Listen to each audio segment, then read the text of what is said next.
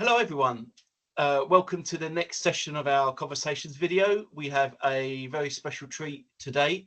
We have Yaniv, the CEO of Vulcan Security, come to join us. We're going to have another informal chat. As always, we promise no slides, no marketing. So as a reminder of an introduction, so my name's Daniel. I'm the CTO of Armadillo Managed Services. And to get started, let's start off with yourself, Yaniv. Could you introduce yourself, please? Yes, I'm Yaniv Bar-Dayan, CEO and co-founder of Vulcan Cyber, a continuous threat and exposure management company. I'm really happy to be here, Daniel, today, and talk to the audience and hopefully talk everything risk and exposure. Fantastic. Okay, so let's dive straight in. So I've got the founder of the company here, or the co-founder, everything else. So it's your baby. So at some point in your time in this timeline, it started as an idea, and then it became this exciting and huge reality. So, what was it? What was the problem that you had that annoyed you enough to then want to go and solve it? I mean, how did that happen? That's a really good question. So in every startup founding story, there are romantic parts and there are less romantic parts. And I think for us, it was a combination of both. I worked for a very large Israeli defense integrator for several years after leaving the Israeli military, where I served as an intelligence officer.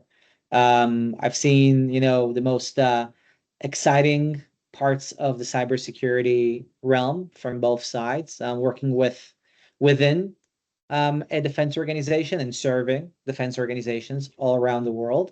And obviously back then, in the previous decade, the industry as a whole was extremely laser focused on the most advanced threats and the most advanced attacks. It was the era of the EDR movement. Many of us understood that the traditional endpoint security, or generally the traditional security measurements we've been putting on, had failed us when it comes to the sophisticated attackers. And we work all together as an industry to improve that line of defense. With that, something that continued to bug me as a person who worked with customers a lot was that despite the fact that most of the budgets and most of the focus of the industry revolved around this 0.0001% of the attacks, as severe as they could be and as sophisticated as they are, still the vast majority of issues were the result of things we already know. So this was the one part of it, this continuous nagging thought that we run to do very advanced stuff while neglecting the basics. With the combination of this, I think something that a lot of entrepreneurs are familiar with, this internal engine that pushes you to want to do more and want to build and want to find something that you could leach into and turn into something real. My passion, apart from solving very hard technological problems, was always building a successful, excellent organization. So it always was in the back of my head that someday, when the time is right, when I'll find the right team, when I'll find the right problem, I'll pursue this challenge, adventure of building a business. And it all came together in this timeline where in 2017, I've connected with one of my coworkers, and we basically said together, Tal, one of my co-founders, and we said, it's time for us to go and start building a business. We quickly then connected with our CTO, Roy, our third co-founder, and we started exploring. We explored a lot of different ideas while still working in our regular jobs, listening and hearing customer problems. And in one of the projects that we delivered, we were asked to basically run a vulnerability assessment. The era of on-prem software, as a vendor, you're being required to basically check your software. And we scanned this, we did this very large IT project. We scanned it. We found out we have a lot of vulnerabilities as every other large IT project. We worked really, really, really hard for a quarter to remediate most of the critical and high vulnerabilities to make sure we can deliver safely. We did all the work, we scanned again, and we found out that everything we did was in vain because during this time, multiple new vulnerabilities had emerged in this in this era. Then we said, okay, there must be a better way to do it. Let's go. Israel is a small country. Everybody knows everybody. Like, it's very easy to pick up 10 CISOs from the largest Israeli organization. Just ask, like, how do you manage this? How do you solve this problem? And very quickly we realized that it's far from being solved. It is something that is bothering a lot of other organizations. This came also at the same time where WannaCry and Petya happened around April, May of 2017. And while everybody were talking about ransomware and how, this is again another example for advanced persistent threats that are coming in, we had observed the fact that it was a result of the Eternal Blue known CVE vulnerability in Windows that was disclosed about 3 months before the attack even happened. And then you come and you ask yourself, okay, we knew about it.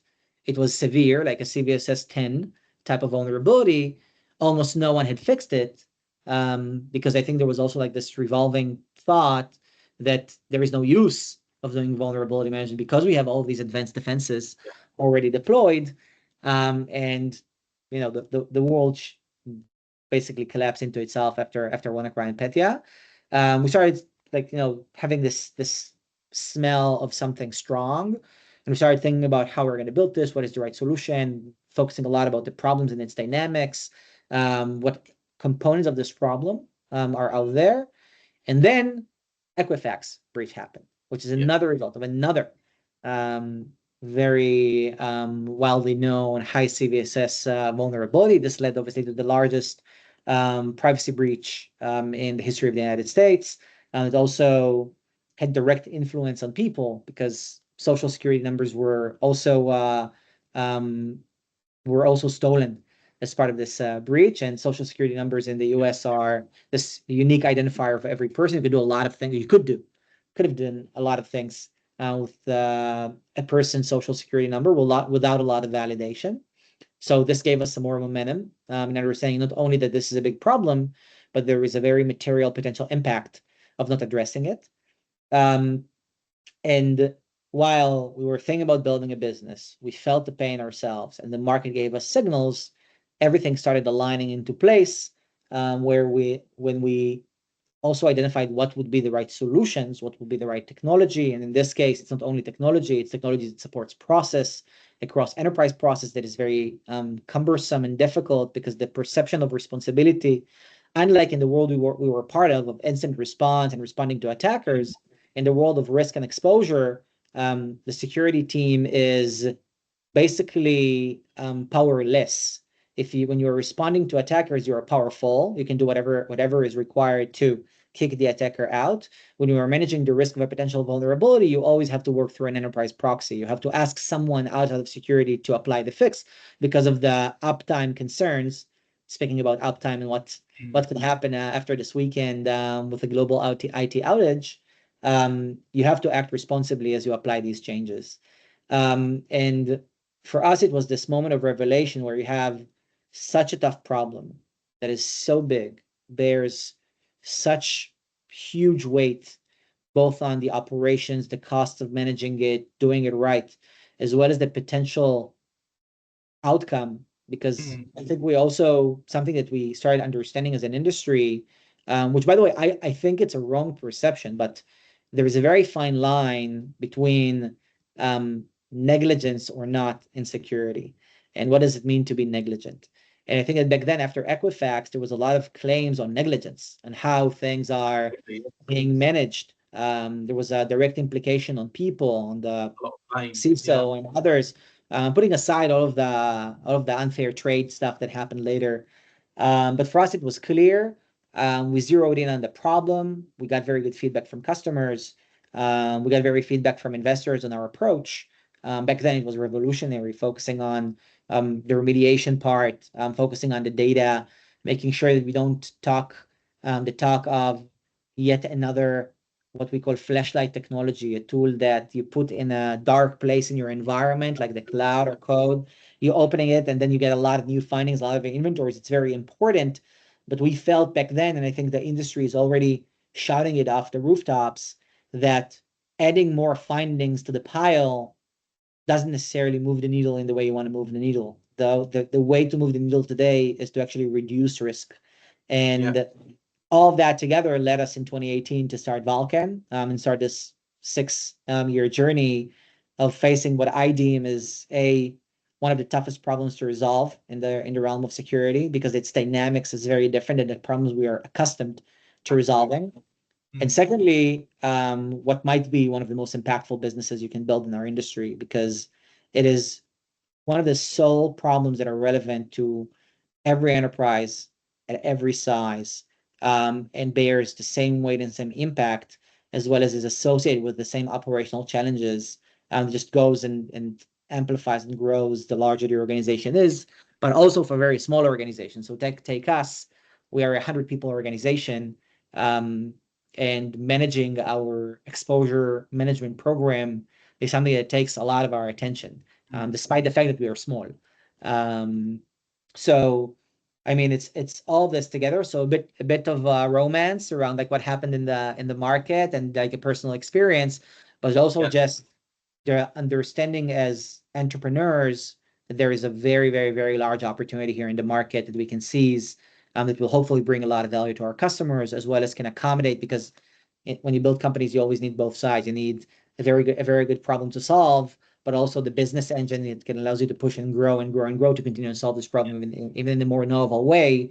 And we're lucky. We're lucky to land in such an exciting part of our industry. And you mentioned there, so it's a problem, having a problem to solve. It's, for me, it comes, a lot of people call it IT hygiene, and with recent events, the tech I love events this now. term. I love the term IT hygiene. I think it's very accurate. Not a lot of people are using it, but I love it. Yeah, but so it can. If you think about last week, there was over the weekend I was reading tech news, and there were some people having these long discussions about the value of EDR. What's the point of it? It evolves so quickly, and it's something that I've been going on and on a lot about it. That if you actually just solve your IT hygiene, your basics first, your patching, your vulnerability management, your software bill of materials, your unmanaged devices on the network, you can shut down a huge amount of vulnerabilities that the EDR is not picking up, or your firewalls aren't preventing as well. And it was interesting reading how the conversation, it's almost like people are starting to, I hope so, that they're waking up. It's like, hey, we need to know what we've got. But then it leads on to the next point, which is one of my real pet hates, especially around vulnerability scanning, is you called it a flashlight problem, where you turn on the lights and all of a sudden you've got extra data, you've got extra vulnerabilities which have been discovered, and it's overwhelming to a SOC, to a security team, because sure, the tool spits out a lovely pretty report with graphs and CVE numbers and everything, but it doesn't give you any context of what that really means to the business. So all I see are a bunch of CVEs with CVSS scores or anything else. Now, could you sort of elaborate here a little bit? What's Vulcan's take on trying to minimize this problem or trying to help it? Yeah, so I think there are two angles to this, and we see that across multiple organizations. There is a problem of scoring, and there is a problem of operations. And I think we unnecessarily tie both of these problems together, which does a disservice to us as an industry. And I'll explain. There is always a better way to score, and there is always a better way and more accurate way to make sure we focus on the most impactful issues. There are also different ways to look at this problem. You can look at the vulnerability and what is the risk. Risk is likelihood times impact. There are a lot of ways to calculate or to understand what is the likelihood of something to be exploited and what is the impact. One of them is quite objective. The other one is quite subjective. But But there are also ways like what would be the most impactful actions we could take? What is the most impactful update or the most impactful patch or the most impactful competency control we can apply? So there are a lot of approaches around how we score the actions we need to take, and none of them is wrong. It's very important to understand there are more accurate manners, but none of them is wrong. Even using CVSS is not wrong. It's just using less signals than the signals we might use if we'll add more context. Now, when you think about it further, it's only a matter of scale. If you have a very low number of vulnerabilities, I would claim that your focus should go to operations versus adjusting the score. If you have 100 different CVEs, no one has 100. If you have 100 different CVEs, don't score yourself to death. Just go and make sure that you put these CVEs at the hands of the right people, and you should probably be able to resolve most of them. The second thing about scoring is that scoring is a signal that allows us to arrange our operations. And the most impactful, effective ways to do that is to define what is our appetite, how much time are we willing to tolerate a risk in our environment, a critical risk. And this is something that, I mean, it's just basics, and you'll hear it a lot in this conversation. I always say that although this is a very complicated problem, the solutions are actually quite simple in their thought. SLAs are a very easy and impactful way to apply measurements of appetite.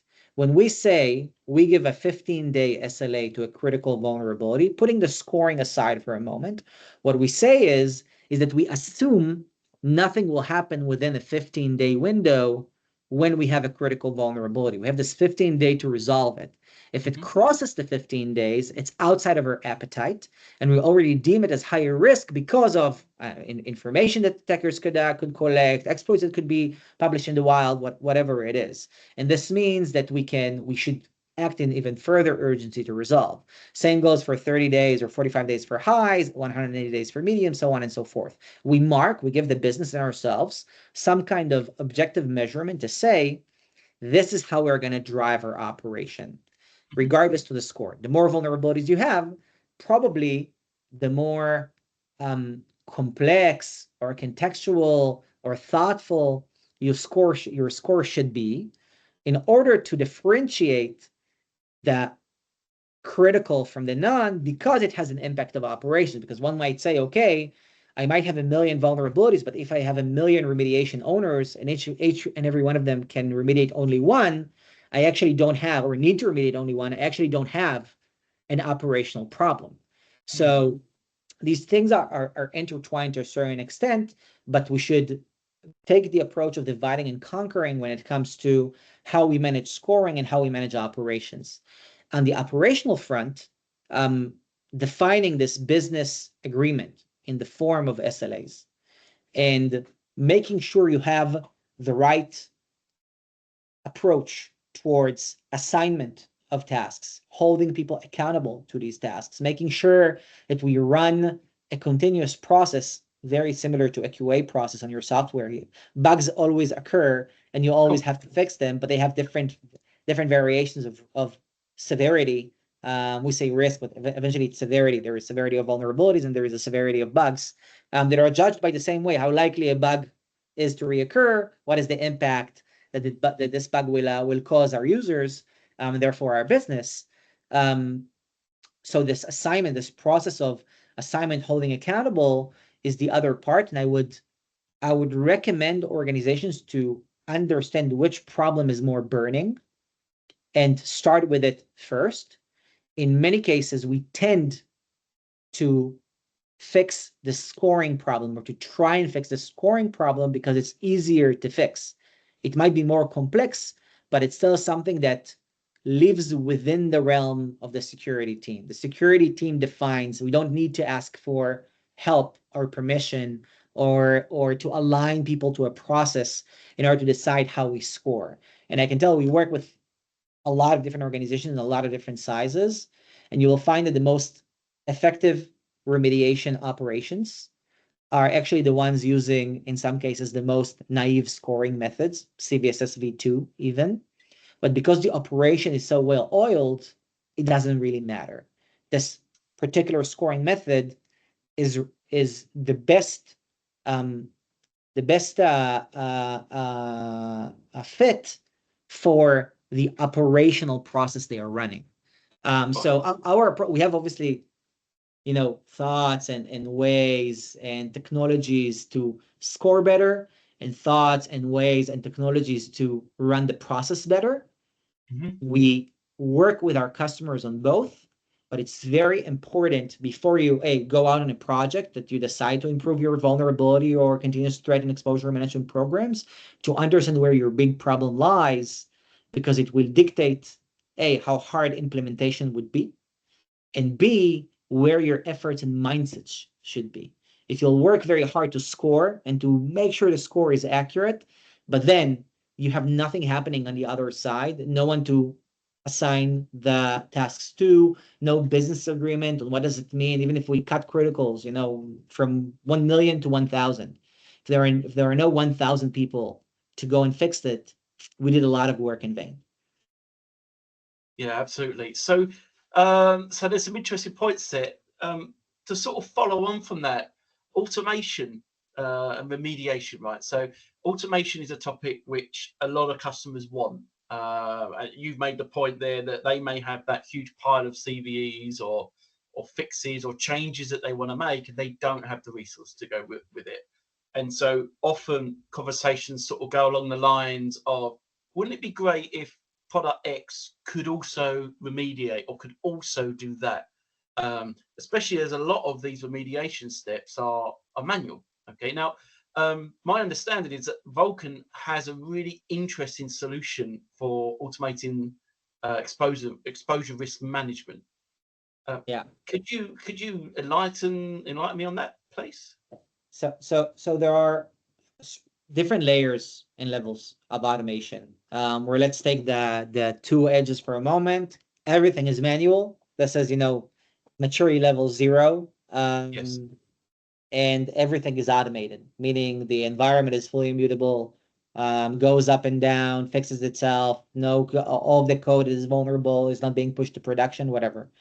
No one today that we know of, maybe, and even I would say like Netflix were I think the leaders of this security engineering type of motion. And even today, even them, like no one is in this full automation type of level of maturity.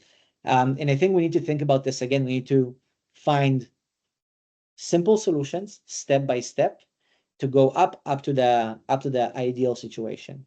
And there are 3 premises we need to take under consideration. 1, environments will continue probably in the next 10 years to be diverse. The entire environment will not behave like production environments. Not all of the environment can live as an immutable item. There are new technologies that are being introduced to the enterprise. Some of them are not software technologies, but still are very advanced, like IoT, robotics, things that cannot be managed or changed. Yeah, as we imagine ourselves changing our digital service to our customers. And therefore, you should define what level of automation you want to achieve at every part. By the way, as security professionals, we will not be allowed in some cases to automate everything until the highest layer. And I usually like to divide it into the following. The beginning is to define the right swim lanes for communication, and making sure that you can, by a click of a button, automatically populate an activity and an action, a task that will pop at the operating system, air quotes for those who are listening, of your customer. So let's say you are a security engineer, your customers are developers. You want to make sure that the task you assign to them pops up where they work, whether it will be Jira or GitHub or whatever. You are a vulnerability manager. Your customer are the IT team. You want the task you're assigning them to pop where they work, e.g. ServiceNow or Dynamics or whatever. So all of these together are the first layer. Let's find a way that by a click of a button, we can take the data from our sensing abilities, our vuln scanners, our CSPMs, whatever they are, and by a click of a button, send them to the right person. No macro mega automation.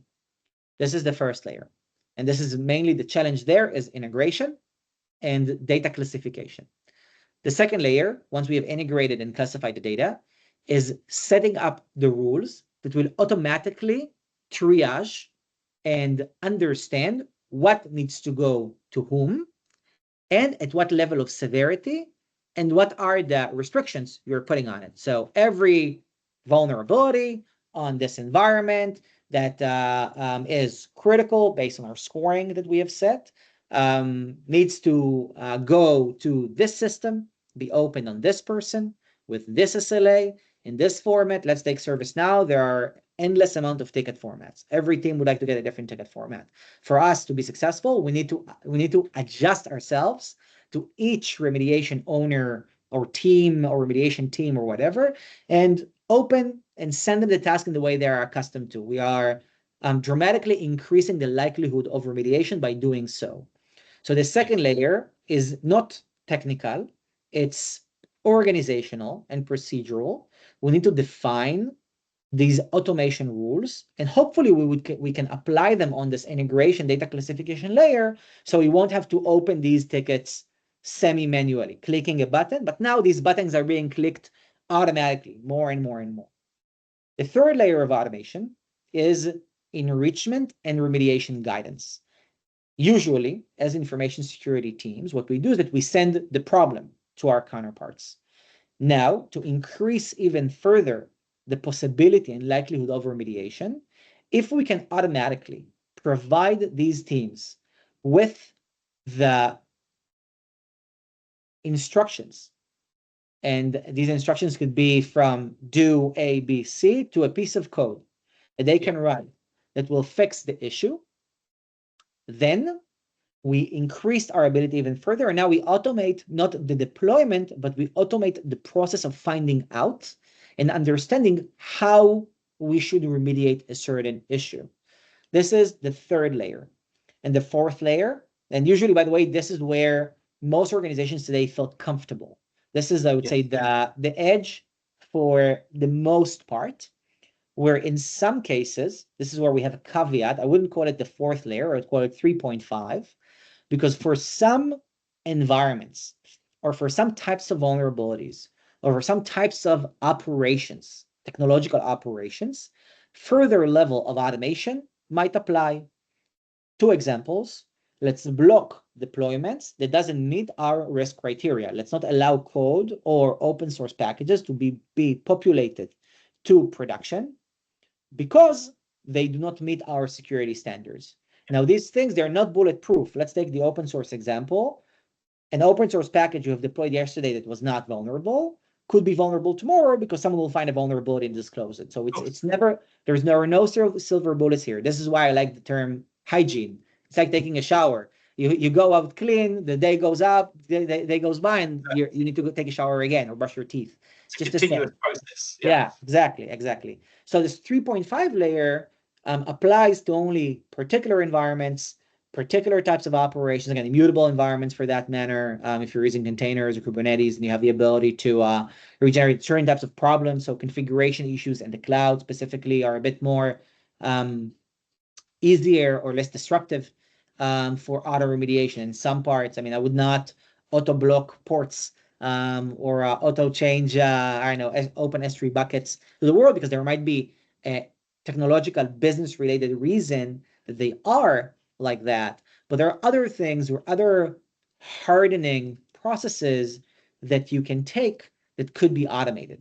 And I think here, that level, the highest level of maturity, unfortunately, as an industry, is what we believe is the cool, shiny, sexy thing to do, as much as vol management, exposure management could be sexy, while we miss out on the actual basics that can improve our operation.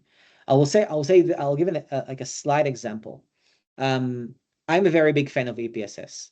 I think EPSS, which is the exploit prediction scoring system, that practically an algorithm, an open algorithm that was developed by the organization first, that allows you to predict how likely a vulnerability is to be exploited in the next 30 days. So a public exploit to emerge for the next 30 days. It's a great signal, and we have been asked by customers about it endless amount of times in the past year since it became publicly available. We integrated into our technology.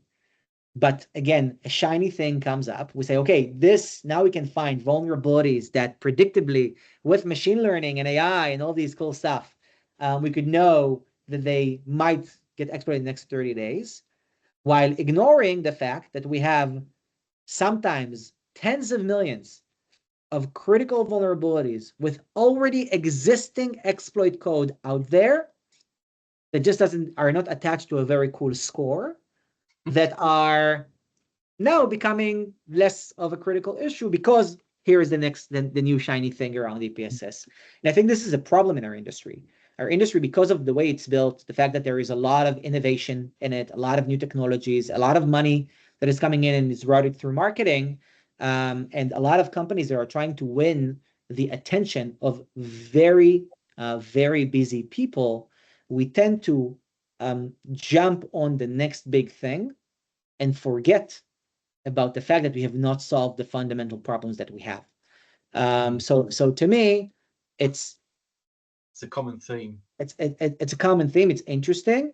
And when we work with customers, part of our job is to also be honest enough and direct enough with them and say, you are not ready to go to level 3.5 of automation, or you do not need now to change your score, although you really want to reduce the number of critical vulnerabilities from 1 million to 500,000. Even if you'll reduce the number of criticals by 500,000 to 500,000, you still need the right operational processes to accommodate the remediation of 500,000 critical vulnerabilities. Okay. How are we going to do that? Let's focus on that, because at the end of your term, usually we do like a long-term project, so 2 or 3 years. What we want to show is not the same amount, different variations. We also want to show that, but we want to show a declining number of risk, not even vulnerabilities, of risk that is being calculated from these vulnerabilities, and an operational cadence that continues to drive as we go. Fantastic. Yaniv, we are running a bit low on time, and I feel like we can carry on and on. This is I can get quite passionate about this. I just want to flip the question very slightly to you. So I'm a customer. Oh, sorry, I'm a CISO or a risk manager or something like that in a business. What sort of question should I be asking myself around this, where Vulcan could be the answer for me? Yeah. If you have spent the past 2-3 years buying sensing technologies across new attack surfaces, I would say, and you feel that easy questions, or what used to be easy questions, like how many critical vulnerabilities do we have? What is our MTTR? What is our remediation efficiency? Who should fix this thing? Are questions that became dramatically harder. This is where I think you need to start thinking about solutions like ours, that has basically 3 essence: integration of data. The silo data from all these sensing tools are becoming non-siloed. So how many critical vulnerabilities, we can now count it in one singular place after it's being deduped, and so on, so forth. And secondly, the option of driving activity on this larger amount of data, because every new tool doesn't only add more complexity, just add actual things to need to resolve, like actual stuff you didn't know about. You know about them now, and you have to resolve them based on your risk appetite.